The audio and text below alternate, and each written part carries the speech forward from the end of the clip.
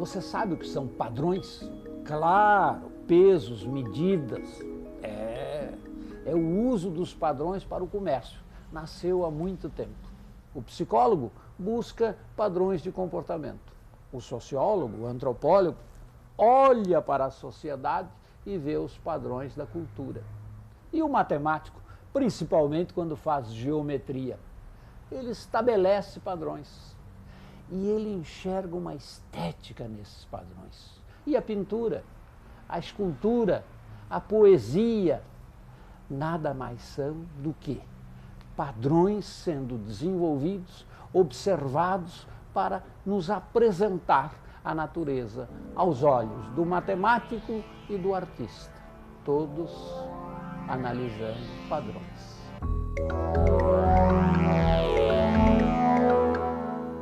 O espaço, a fronteira final.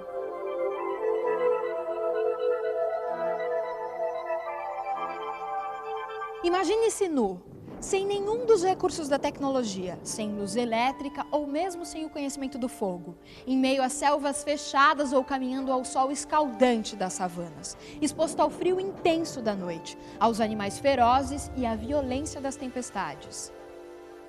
Foi assim que os primeiros seres humanos tiveram que encarar o mundo, observar a natureza e aprender com ela.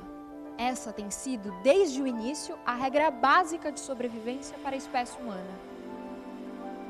Observando a natureza, o homem percebeu duas forças aparentemente antagônicas, inconciliáveis, presentes em tudo o que existe, até mesmo dentro dele: a ordem e o caos. Em algum momento desse obscuro começo, o homem concluiu que dias e noites, estações, movimentos nos ares e nas águas, ciclos de vida de plantas e animais refletiam uma luta constante dessas duas forças. Observando atentamente a ordem na natureza, o homem descobriu um outro tipo de dualidade. Ao mesmo tempo em que cada elemento é único, apresenta pontos comuns com os demais, como se tudo o que existe tivesse saído de uma única matriz. Os temas se repetem e se combinam, em variedade e quantidade surpreendentes. Aqui nas cavernas, nossos antepassados desenhavam muitos animais.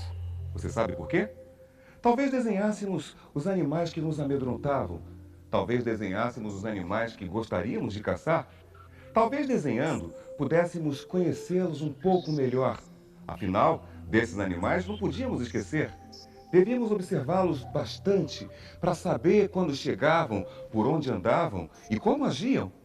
De uns, precisávamos nos proteger. Dos outros, precisávamos para caçar. Essas pinturas podem ter servido ao jovem inexperiente como um primeiro contato visual com a realidade da caçada.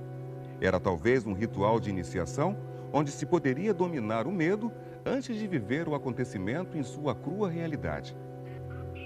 Quando penetrava na caverna escura e projetava a luz de sua tocha sobre as paredes pintadas, via o bisão, o veado e o javali ganharem vida. E talvez este jovem se sentisse pela primeira vez sozinho, numa caçada real.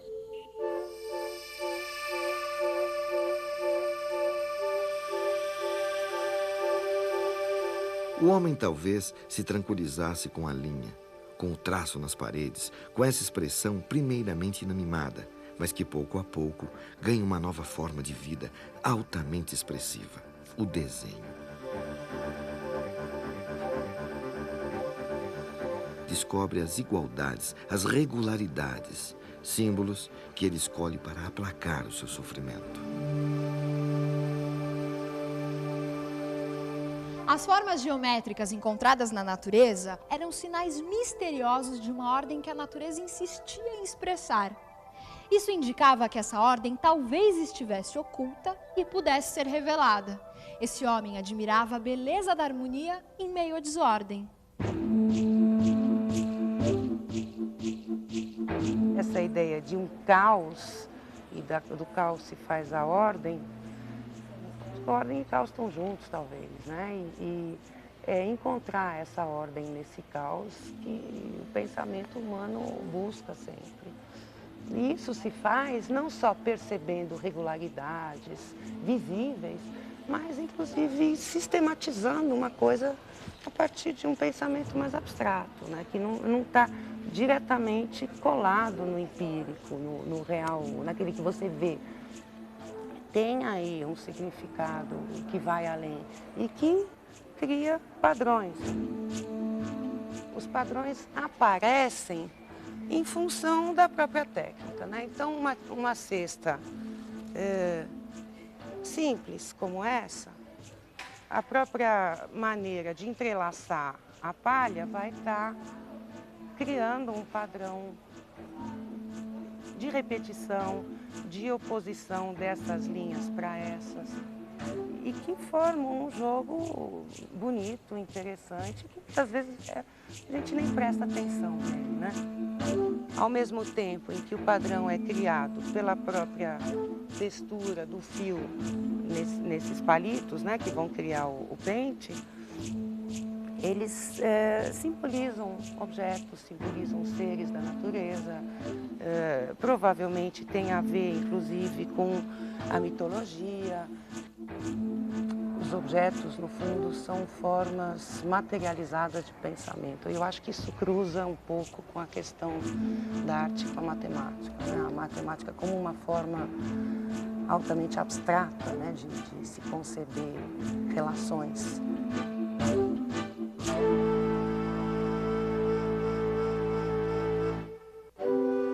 As padronagens em palha, feitas pelos índios em objetos utilitários ou mesmo no teto de suas ocas, servem ainda hoje como guias, seguros caminhos a serem trilhados durante os rituais praticados nas tribos.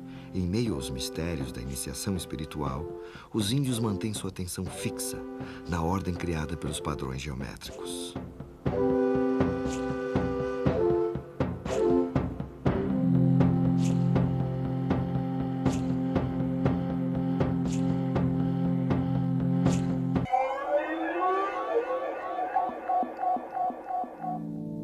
Padronagens, como os entalhes em madeira ou ossos, foram encontradas em objetos deixados pelos homens de Cro-Magnon há mais de 20.000 anos.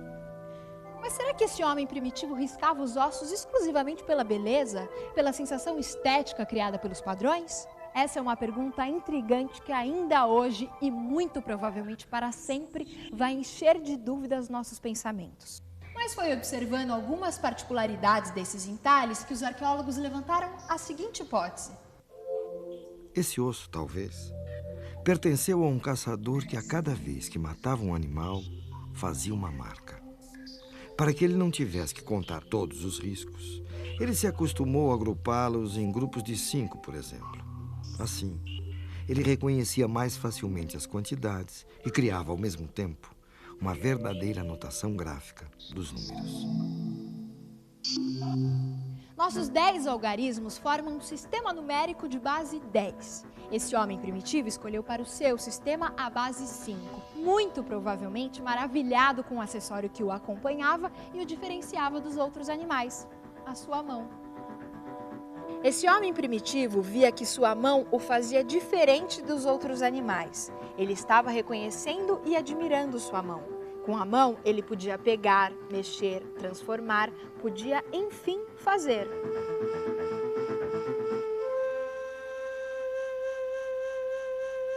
O mais antigo sistema de contagem que existe é o que se baseia nos dedos da mão.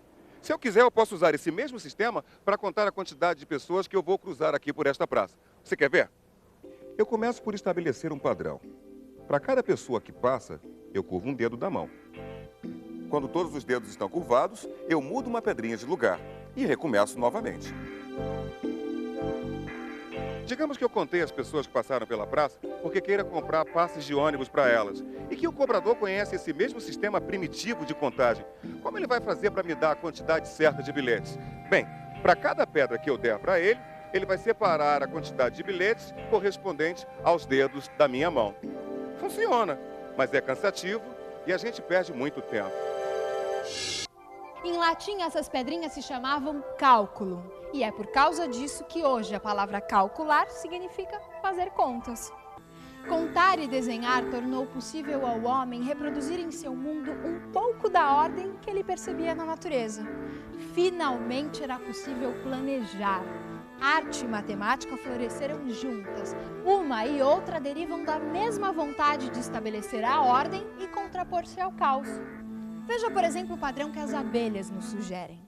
Olha só, se nós seres humanos tivéssemos que fabricar mel e armazená-lo, de certo escolheríamos embalagens cilíndricas como esta. Só que a gente sabe que as abelhas em todas as regiões do mundo armazenam mel em favos formados por alvéolos com a forma de prismas hexagonais geminados.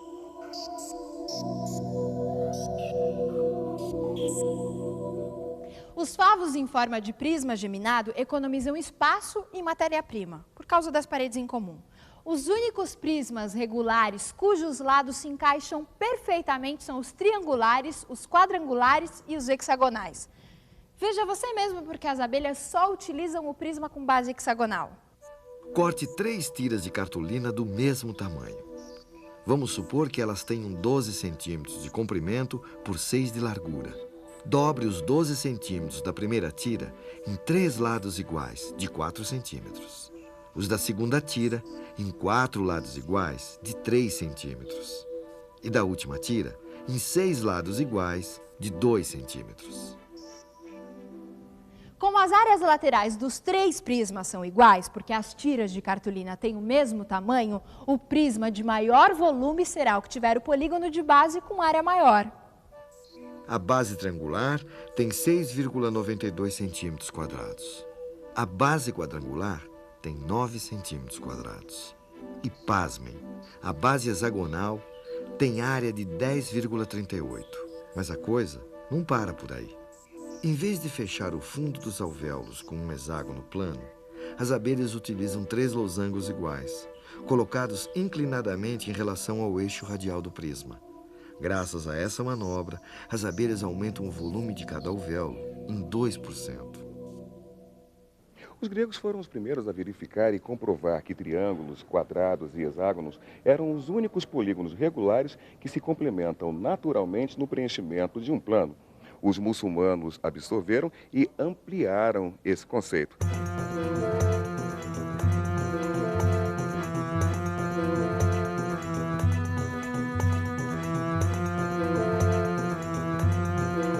Quando polígonos são colocados lado a lado, cobrindo um plano sem espaços vazios, temos o mosaico.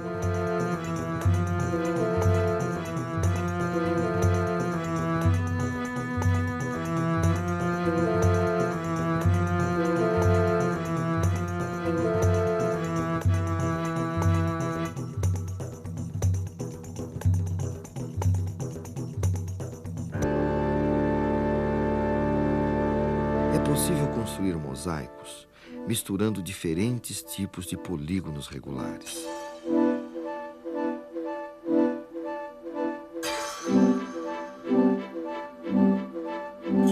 Unindo-os pelos vértices, existem apenas 8 tipos de mosaicos, sendo um deles descoberto pelo matemático e astrônomo alemão Johannes Kepler.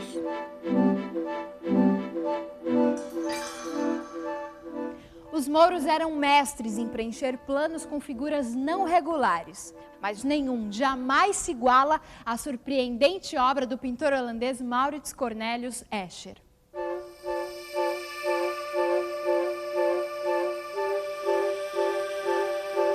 Na verdade, não se pode chamar as figuras elaboradas por Escher de mosaicos. Afinal, elas não são compostas por polígonos, mas são infalíveis em sua pretensão de reunir de forma instigante a arte e a matemática.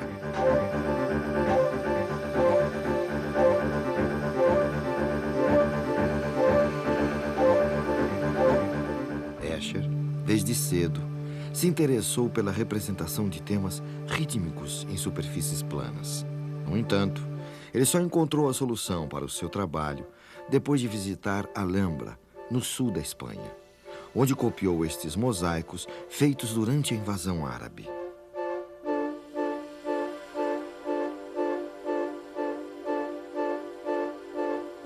O padrão, o estilo Escher, é um padrão que nós encontramos em todos os lugares. Numa casca de árvore, na celulose, numa folha de papel, num livro, enfim, em tudo que nós conhecemos.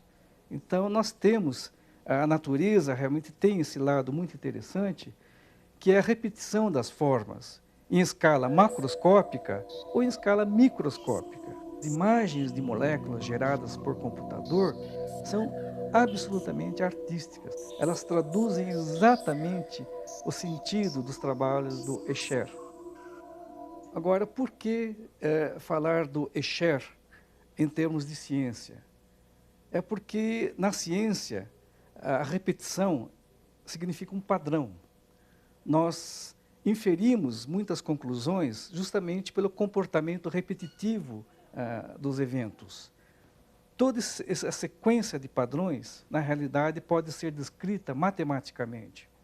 E é a composição dessas formas, ou as equações matemáticas, que acabam regendo a maneira como as moléculas, as partículas na natureza se agrupam, formando tudo que nós conhecemos. E tal como a arte rupestre, que no princípio era apenas um trabalho de autoexpressão e acabou por satisfazer outras necessidades da comunidade, a obra de Escher vem servindo de referência para a busca de soluções em diferentes áreas. O Escher, ele era um artista que desenhava formas. De uma maneira ou de outra, ele não se interessava com a produção de um tecido, de um custo, minimizar um custo, mas ele se interessava em te fazer pensar como essas formas conseguiram se encaixar. Eu acho que ele tinha que ser um visualizador, uma pessoa que fecha os olhos e visualiza as coisas no local antes de desenhar. E isso tem a ver com, hoje, o encaixador que não usa o nosso programa, que usa a parte manual, que ele tem que fechar os olhos e saber como ele vai colocar as peças para fazer o encaixe.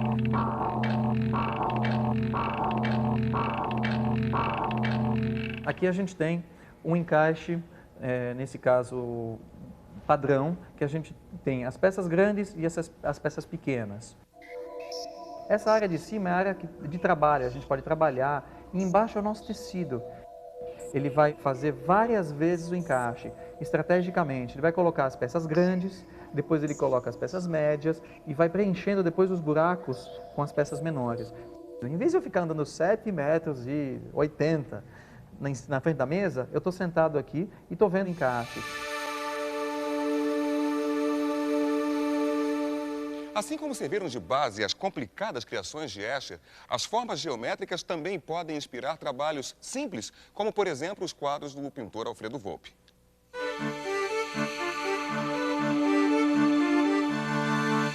Retângulos são portas e janelas, triângulos são bandeirinhas. É a festa ingênua das casas e da gente brasileira, com suas cores e a sua alegria.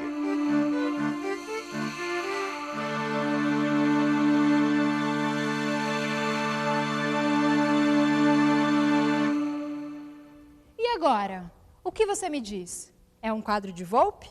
É o desenho de um índio meinaco? Ou é mais um padrão criado pela própria natureza com seu caprichoso estilo matemático? É o trabalho da fotógrafa Ana Mariani, que, como Volpi, encontrou nos usos e costumes do povo brasileiro a inspiração para o seu trabalho. Comecei a fazer as fachadas quando eu fui conhecer o sertão. E ao fazer a primeira viagem do sertão, eu trouxe as fachadas, os retratos das fachadas. Isso foi em 76. E foi uma viagem assim que eu fiquei completamente fascinada pelo sertão, pelo Rio São Francisco. Eram estradas assim bem desertas e as fachadas ocorriam com muita frequência e com muita cor, com muito detalhe, muito desenho. Então, isso, entre 76 e 87, quando o livro saiu, foram 11 anos que aí eu fotografei regularmente fachadas e paisagens sertanejas. Os padrões da construção, eles estão muito ligados às necessidades das pessoas. E essas necessidades estão ligadas também às possibilidades. Se a gente olha, vê que as casas são extremamente simples, as fachadas são ornamentadas, mas as casas são... Às vezes é chamada casa de porta e janela. Ela não tem nenhuma coisa a mais do que o absolutamente necessário. Isso é a parte interna da casa. E na fachada, então, tem toda essa ornamentação. Eu acho que vem de vários conhecimentos. Agora, eu acho que se perguntar a qualquer deles qual é esse padrão, ninguém vai saber responder.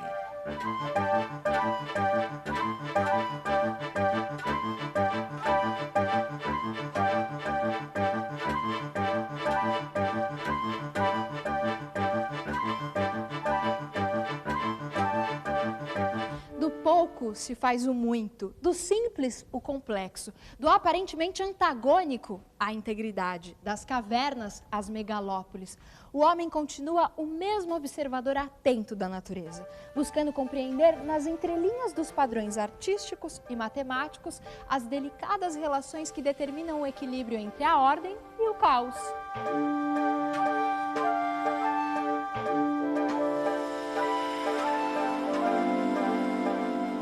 Eu acho que o meu trabalho é ditado pelos quintais, pelas minhas, sabe, pela maneira que eu lido com o planeta, pelas minhas esquisitices, pelos meus referenciais, pela minha paisagem. É impossível eu separar a paisagem mineira hoje da minha obra, os materiais mineiros, as pedras que me interessam. Tem organizações e padrões que são criados por sensibilidades do seu corpo, sabe? De tato, visões e tal, que não passam necessariamente por questões racionais. Quer dizer, antes de você medir as coisas, entendeu? A sua mão age. No meu caso, depois eu penso. Né? E às vezes é o inverso, as pessoas às vezes pensam para poder agir.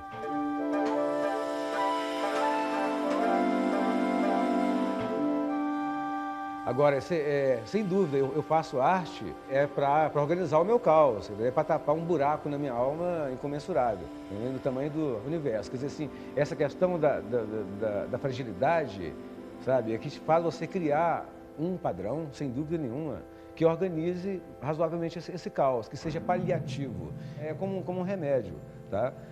Sobretudo para quem faz. E deveria ser um pouco agradável para quem vê.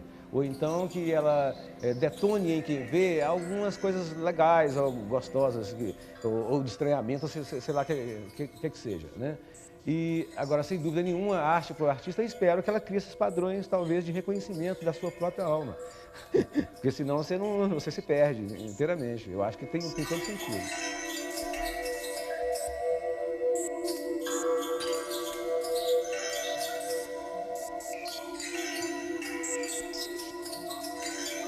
Eu fico aqui imaginando uma série de padrões que não foram ditos e que agora você deve estar observando. Nós aos poucos vamos melhorando o nosso modo de ler a natureza. De repente, aprendemos a ouvir padrões sonoros, estamos melhorando nossa atividade musical. A geometria, a beleza. Em geral, o homem acostuma-se com os seus padrões e vai lendo-os cada vez melhor. Claro, algumas leituras nem passam pela nossa cabeça. O Escher, por exemplo, um padrão geométrico se transforma em peixe ou pássaro e volta a ser geométrico. E a beleza dos mosaicos na arte árabe. Enfim, nós nos acostumamos a ler os padrões em quase tudo, em especial na arte, na matemática, na vida.